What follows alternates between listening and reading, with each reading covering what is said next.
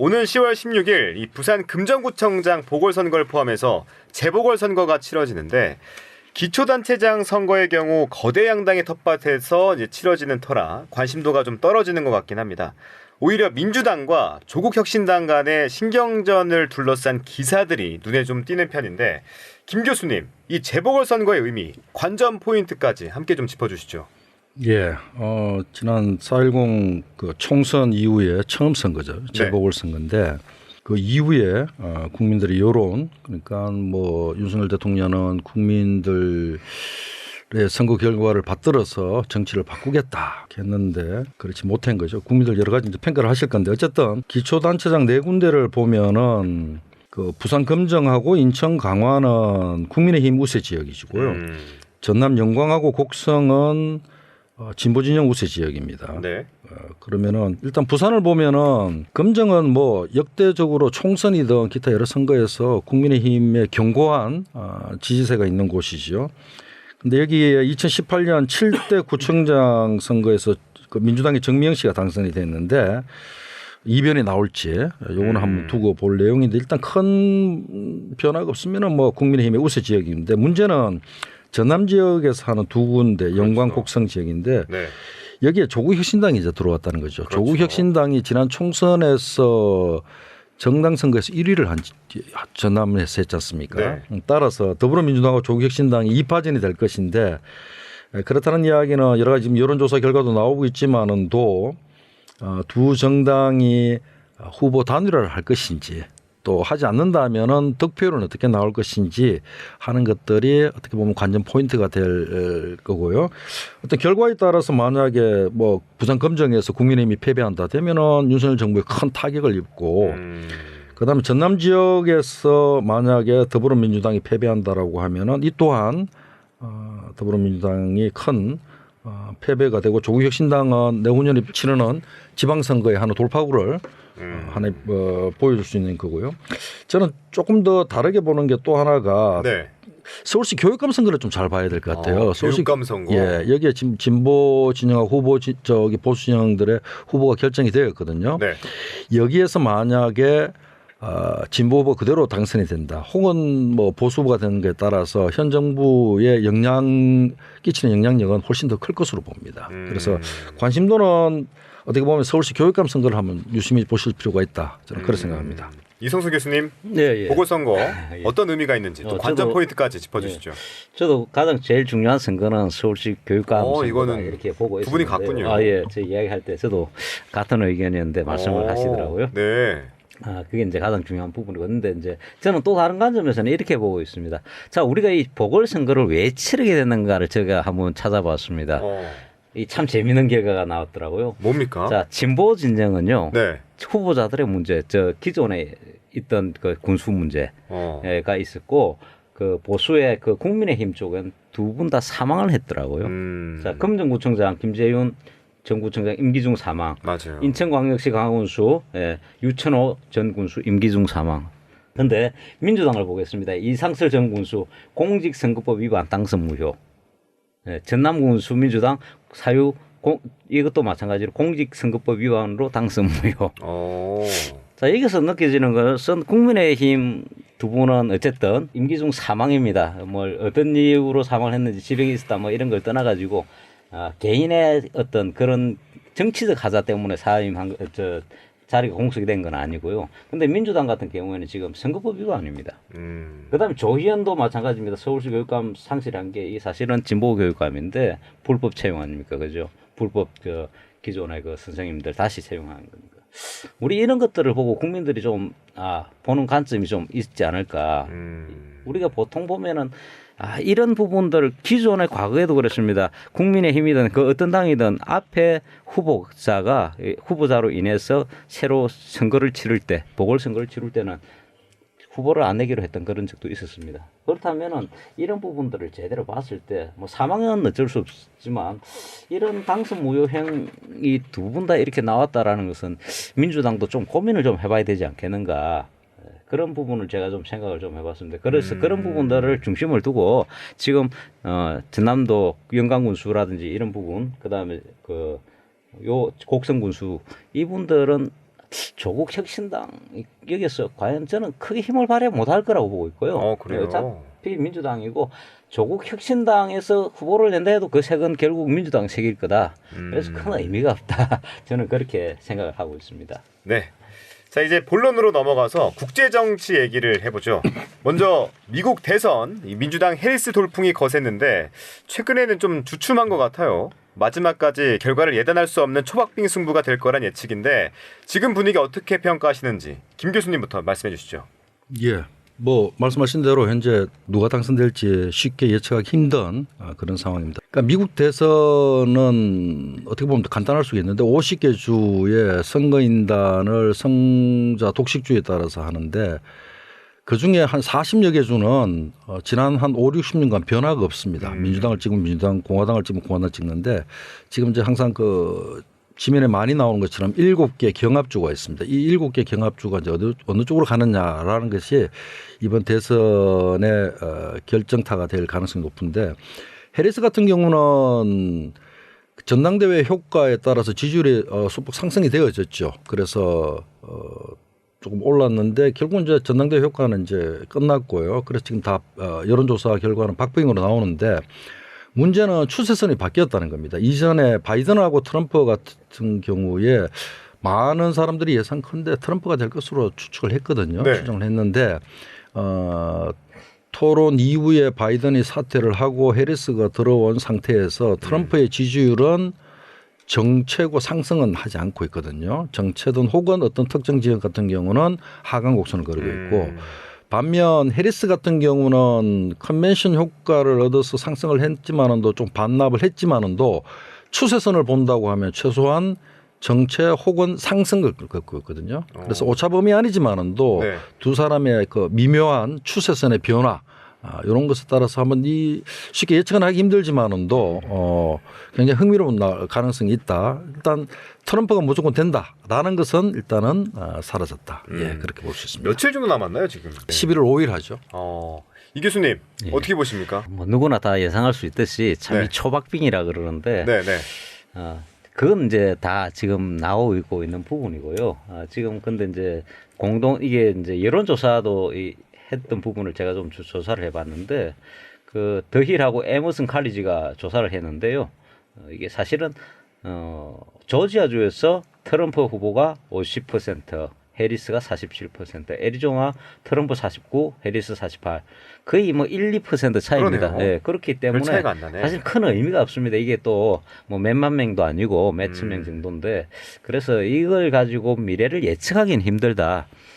그 대신에 이제 지금 돌발 변수가 일어날 것인가 일어나지 않을 것인가 저는 거기에 지금 핵심 변수가 있다고 생각하는데 조금 이따가 이야기 나오겠지만 지금 두 군데 지역에서 전쟁 중입니다. 네. 러시아 우크라이나 전쟁하고 그다음에 이스라엘 하마스 이제 헤즈볼라까지 지금 들어갔는데 이러한 부분에서 지금 바이든의 행태에 따라서 지금 현재 미국 대통령 어떤 정책에 대한 비판이 어떻게 더 나올 것인가에 따라서 지지율도 변화하지 않겠는가 영향을 미칠 수 있다. 저는 이렇게 보고 있습니다. 지금 트럼프가 뭐라고 이야기했느냐 하면요. 네, 네. 지금 이스라엘을 성스러운 미국과 이스라엘의 유대가 공경에 빠졌다라고 할 정도로 지금 친이스라엘 관련되는 이야기를 하고 있습니다. 그런데 물론 바이든도 그랬거든요. 근데 지금 유럽 쪽에서는 분위기가 뭐냐 하면은 네탄야후가 지금 전쟁을 끝날 생각을 하지 않기 때문에 이러한 부분에 어쨌든 전쟁을 끝낼 수 있게끔 또는 희생을 적게 만들게 하기 위해서는 미국의 어떠한 형태로든 이스라엘에 대한 제재가 좀 있어야 되는데 지금 그게 전혀 나타나고 있지는 않습니다. 그래서 이러한 부분들로 인해서 미국에서 흑인이라든지 그다음 미국에도 아랍계 이민자들이 많습니다. 이런 사람들이 기존에 뭐 해리스를 지지하겠지만 이러한 부분들이 만약에 더 부각된다 그러면은 미묘한 차이로 해리스가 더 유리해지지 않겠느냐. 그러면 해리스가 될 가능성이 좀 더 높아진다. 저는 이렇게 뭐 그런 측면에서 분석을 좀 하고 싶습니다. 네. 그 외에는 뭐 거의 다 아시다시피 초박빙 상태이기 때문에 크게 드릴 말씀은 없습니다. 네, 이 전반적으로 보면 백인 대 비백인 구도로 표심이 갈리는 분위기인데 이 국가를 놓고 보면 사실 뭐 썩 좋은 현상은 아닌 것 같아요. 미래를 바라봤을 때 이번 대선과 비교했을 때 이 오바마 대 맥케인 때는 어땠는지 김도경 교수님 어땠습니까? 좀 설명해 주시죠. 예, 저는 그 관점은 그렇게 동의하고 싶지 않은데요. 그래요? 예, 미국의 그 메인스트림 그러니까 그 주류가 보통 WASP이라고 하죠. White Anglo-Saxon Protestant에서 앵글로색슨계 백인 기독교 뭐 이렇습니다. 이게 주류인데 여기에서 이제 벗어나기 시작한 것이 오바마 대통령이 와이스를 깨고 앵글로색슨을 깼거든요. 그러니까 뭐 프로테스탄트 깬 거는 존 F 케네디 같은 경우도 이게 뭐 그분은 캐톨릭이었으니까 깨졌고. 그렇죠. 그래서 사실 여전히 주류는 주류지만은도 주류에서 백인이냐 비백인이냐가 그렇게 기준점은 아닐 것이다. 그렇다면 오히려 해리스 같은 경우는 여성이지 않습니까? 네. 미국 같은 경우 소수자 중에 소수가 여성이거든요. 그러니까 투표권을 보더라도 흑인이 여성보다는 투표권을 먼저 얻었거든요. 여성이 투표를 행사할 수 있었던 게 20세기 초반이라는 이야기입니다.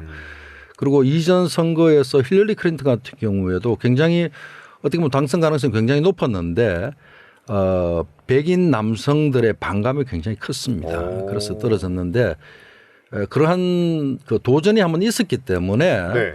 해리스 같은 경우는 비백인의 여성이지만도 또한 당선 가능성도 그 어느보다 높아가지고 사실 보이지 않는 유리천장을 깰 수 있는 굉장히 큰 기회가 되지 않을까. 그래서 차라리 균열선을 백인과 비백인이 아닌 여성과 남성이 조금 더 그래요. 효율적인 어떤 그 균열선이 아닌가 그렇게 생각합니다. 이 교수님은 어떻게 보십니까? 이것도 저는 김동기 교수님하고 비슷한 의견인데요. 네. 백인이냐 비백인이냐 이거는 중요하지 않다고 저는 봅니다. 미국적 가치를 누가 더 지키느냐거든요. 그런 측면에서 봤을 때 미국적 가치를 지키는 것은 트럼프가 아닙니다. 예, 해리스입니다. 그 다양한 어떤 정책의 노선들을 봤을 때 미국은 세계 평화, 세계 경찰로서의 어떤 역할을 과거에도 해왔고요. 네. 지금도 하고 있습니다. 그리고 자기들이 이야기하는 저스티스, 정의를 실현하고자 하는 측면에서 봤을 때 트럼프는 적어도 자국 동맹이라도 지금 적대시하다시피 뭐 적대시까지는 아니더라도 동맹에 상당한 부담을 주고 있는데 해리스는 그렇지는 않거든요. 그런 측면에서 접근을 하는 것이 맞다라고 보고 그렇다면은 투표 이제 약간은 희망적일 수도 있겠지만 그렇다고 봤을 때는 해리스가 훨씬 유리하지 않겠느냐. 미국적 가치를 존중하는 데 있어서는 그렇게 볼 수가 있고요. 오바마는 너무도 물론 이제 자본주의라는 것도 미국적 어떤 관점이 많이 들어가 있지만 너무나 자본주의보다는 너무나 이 미국 우선주의 어떤 장사꾼의 냄새를 심하게 풍기고 있어가지고 이러한 부분들이 일정 부분 뭐 미국 백인들한테 먹힐 수는 있겠지만 그게 크게 도움이 되지는 않을 것이다. 그렇게 봤을 때 저는 조심스럽게 점쳐 본다면 해리스의 당선 가능성을 조금 더 높이 보고 있습니다. 그래서 그게 아까 말씀드렸듯이 백인이냐 비백인이냐가 아니고 네. 미국적 가치를 누가 더 지키려고 하느냐에 중점을 둘 수 있다라고 볼 수 있는 것이죠. 네. 자, 이번에는 시선을 중동으로 넘겨보죠. 중동에서는 레바논, 헤즈볼라와 이스라엘이 전면전 양상으로 빠져들고 있습니다.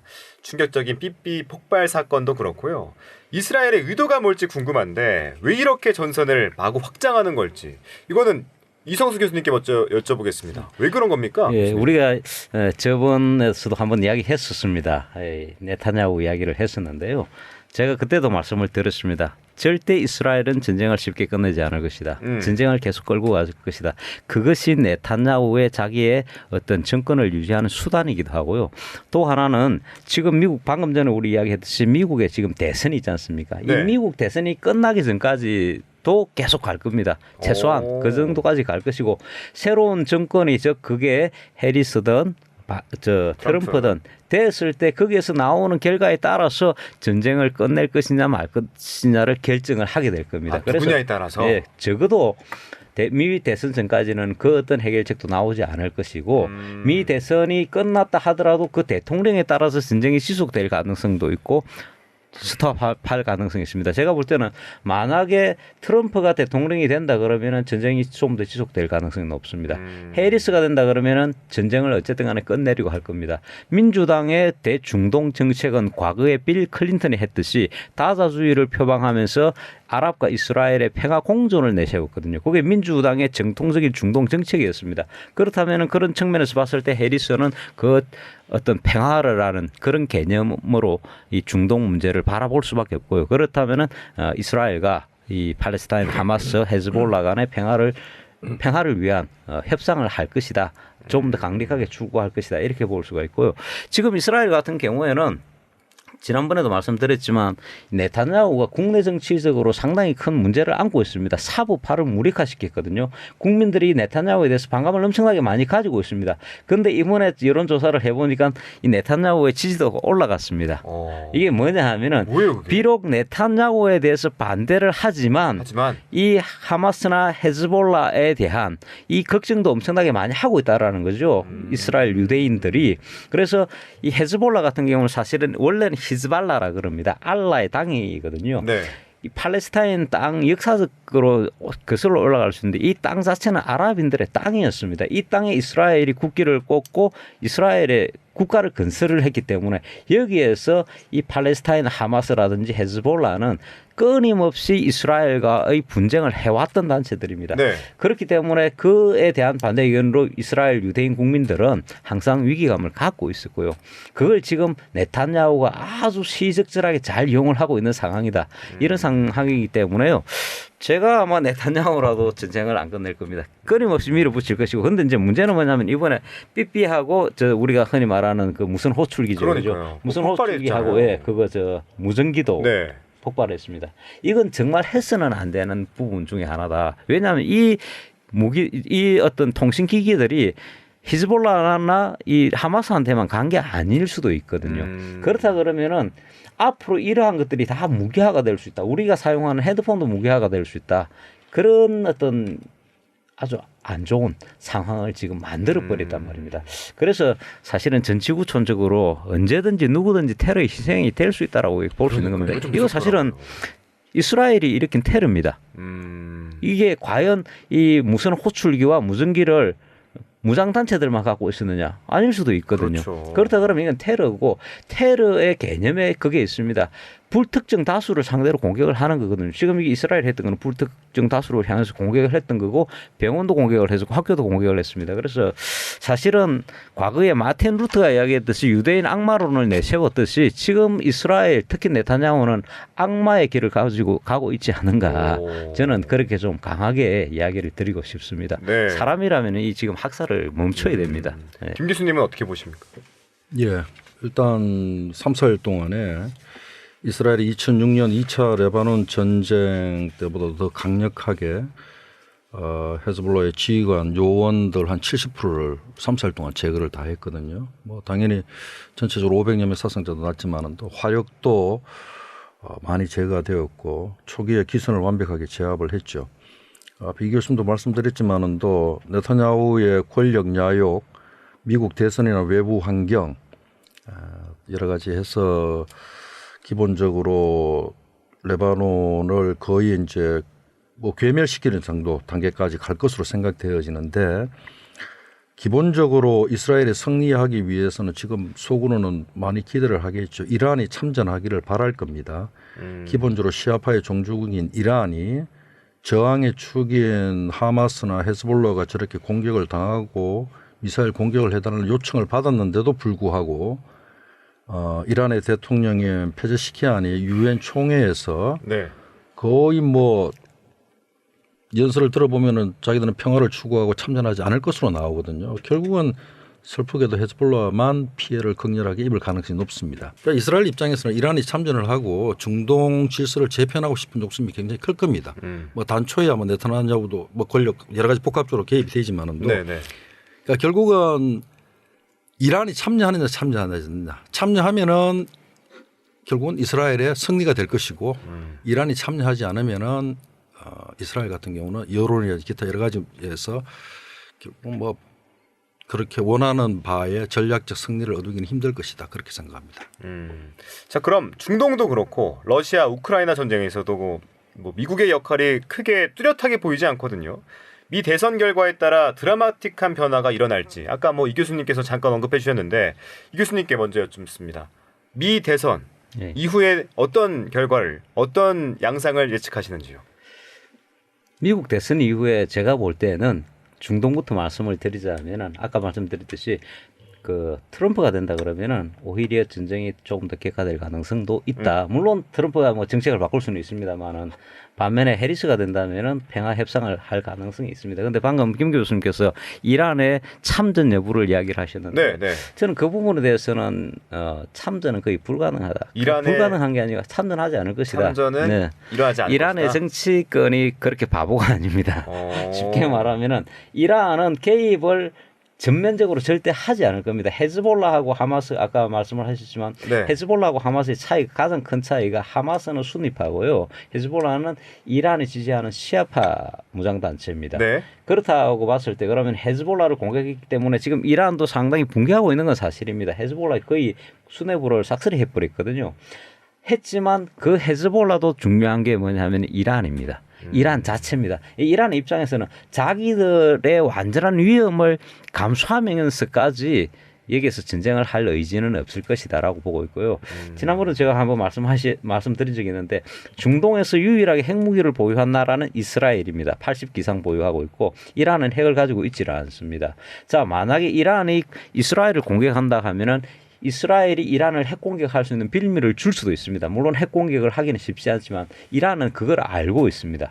그리고 이란은 또 평화 협상을 미국과 관계를 맺으려 하고 있습니다. 만약에 해리스가 된다면은 이란과 미국 간의 이란 핵 문제 협상이 이루어질 겁니다. 과거 J-CPO와 포괄적 협상을 하게 될 것이기 때문에 미국의 대선에 따라서 달라지겠지만 전선이 확대되지는 않을 것이다. 러시아 우크라이나 전쟁 같은 경우에는 오히려 누가 되든지 확대가 되지 지속되지 않을까. 확대까지는 않더라도 해리스가 되든 트럼프가 되든 네. 이 러시아 우크라이나전은 지속될 가능성이 높다. 저는 이렇게 생각을 하고 있습니다. 왜냐하면 이에서 지금 미국이 할 수 있는 역할이 별로 없습니다. 사실 중동에서도 지금 현재로서는 미국이 할 수 있는 역할은 없죠. 아무리 지금 바이든이 평화 협상을 하라고 이야기하지만 네타냐후는 그럴 의지가 전혀 없었지 않습니까?